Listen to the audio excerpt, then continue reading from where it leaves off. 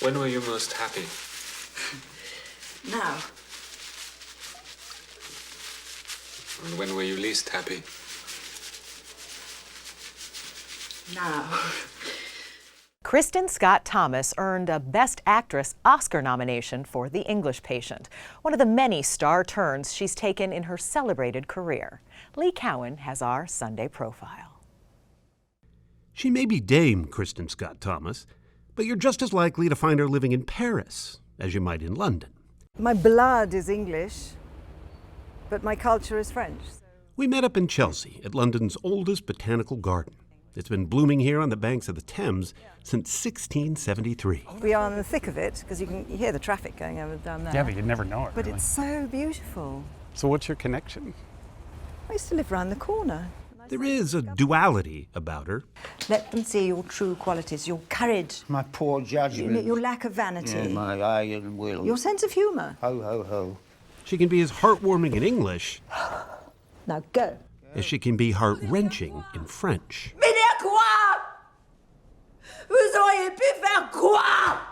Many of those foreign films have been showcased here, at the Ciné Lumière, a French art house in London. Yeah, a little slice of Paris. It's convenient now that she's back here in London, playing the deputy director of MI5. Oh, so this is an interrogation. I thought it was just an unannounced office drink. That chilly, stiff upper lip has often been a calling card. Too stiff, she admits early on. And I think it was Sidney Pollock, or it might have been Robert Redford. Take your pick. Yeah, either one. Either one, it's a good story. One of them said to me, you have to be generous. Forget what you're trying to defend. Forget trying to hide. Be more generous. And I'm not sure I really understood what he meant by that. He just planted a seed, and then I was able to kind of unzip a bit more. And she's about to unzip even more, creatively digging into something intensely personal in her past. When I was 5, my father was killed, and my mother remarried. And tragically, he was killed 5 years later. And I know that a lot of the time when I was a younger woman, I had this feeling of something missing, this piece of my puzzle missing, having grown up with only one parent. Both had been pilots in the Royal Navy's Fleet Air Arm. Both were lost in remarkably similar training accidents, and both left a hole that had her climbing out into her own imagination.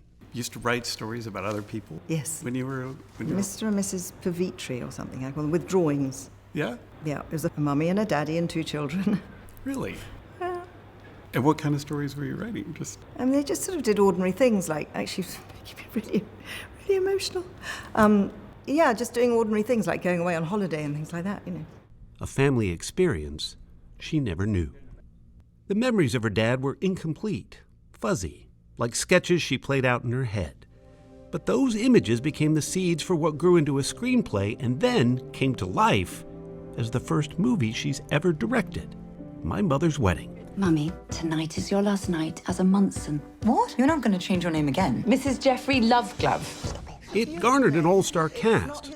Scarlett Johansson, Sienna Miller, and Emily Beecham. I don't care if my husband's shagging half of London. Tomorrow's Mum's Day and we can't ruin it. They each play her daughters, struggling with the loss of a father or a stepfather in different ways, just as their mother, played by Kristin Scott Thomas, is preparing to marry yet again. I know you all think Jeff is dull, but he is the man I love. He makes me happy. She's already done movie weddings, of course. 4 weddings, in fact, and a funeral. Do you do weddings? No, not yet. I will, though, of course. Jolly nerve-wracking. Yes. Rather like the first time one has sex. They're rather less messy, of course, and far less call for condoms. Early on, she had a sarcastic confidence about her. She didn't have the most lines in 4 weddings and a funeral, but in brevity, she was brilliant. Deed is done. I've been in love with the same bloke for ages. Have you? Who's that? You, Charlie. That demeanor might have been a surprise to those who knew her when she was bouncing around Royal Naval bases as a bit of a wallflower as a child, even into adulthood. I was excruciatingly shy. I don't know when it changed, to be honest. But she was rarely shy on screen. We have pain on a cycle for years and years and years, and then, just when you feel you are making peace with it all, what happens?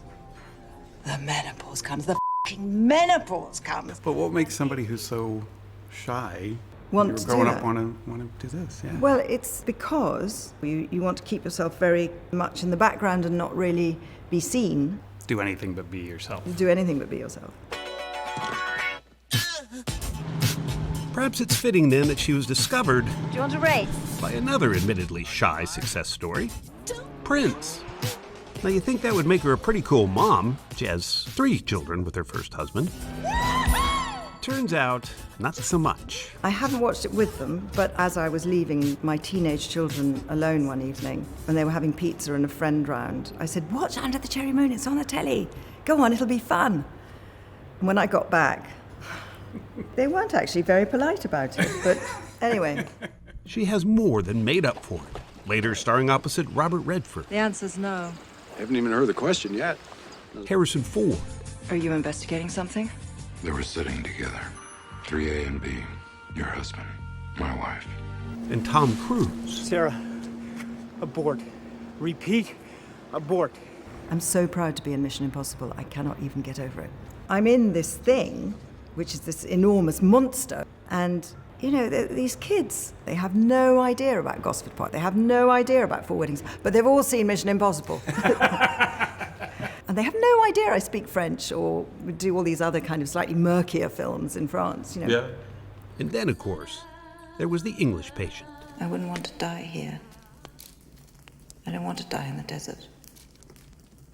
So promise me you'll come back for me. I promise. I'll come back for you. It's quite moving, actually, when you see yourself at sort of 30, acting your socks off. Another place she acted her socks off is here, the Royal Court, just off Sloane Square, where she won an Olivier Award for her performance in The Seagull, a role she later took to Broadway. New Yorker audiences, when they are enjoying themselves, it's electric, you know, you can really, really feel it. We're much more kind of passive, perhaps. Reserved. Of course we are. But even here, she found herself thinking about her film. As intimate as the stage may be, for her, this project is more so. I love working on the stage, as I think you can probably tell. Yes, I really, really love it. But the joy and satisfaction and exhaustion that comes from filmmaking when you are being the director, that is not far off. It's pretty good. Yeah. It's just extraordinary. I thought you were still married. So you want my permission for my daughter to become your official mistress? At 65 and now a grandmother, she's working as hard as ever. Not taking a lot of time to smell the roses, per se, but she'll surely stop for someone who has a kind word or two. A lady came up to me the other day and said, "I know you hate this, but I just wanted to say..." I said, "I don't hate it at all. Keep it coming." It's so nice. Regal, reserved, and recognized.